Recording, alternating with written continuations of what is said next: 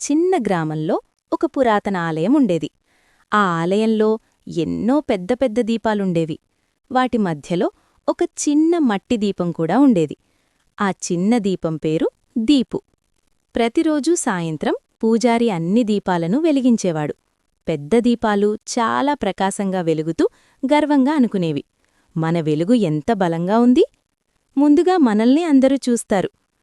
చిన్న దీపం దీపు మాత్రం నిశ్శబ్దంగా ఉండేది. అతని వెలుగు చిన్నదే అయినా ఎంతో మృదువుగా ఉండేది. గాలి వచ్చినప్పుడు అతని జ్వాల కొద్దిగా కంపించేది. ఒకరోజు ఒక పెద్ద దీపం నవ్వుతూ అంది, దీపు, నీ వెలుగు చాలా చిన్నది, నిన్నెవరు గమనిస్తారు?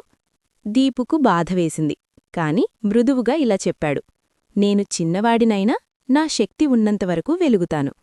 రోజులు గడిచాయి. ఒక రాత్రి భయంకరమైన తుఫాను వచ్చింది. ఆకాశం నల్లగా మారింది. వర్షం బాగా కురిసింది. గాలి వేగంగా వీచింది.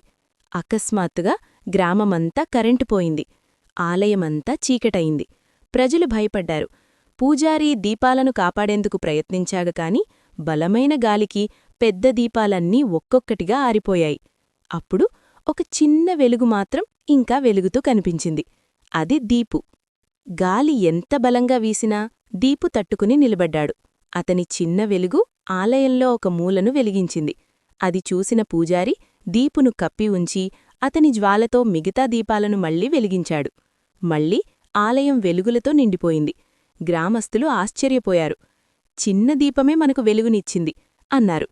పెద్ద దీపాలకు లజ్జవేసింది. పెద్దదిగా ఉండటం కంటే ధైర్యంగా నిలబడటమే ముఖ్యమని వారికి అర్థమైంది. ఆ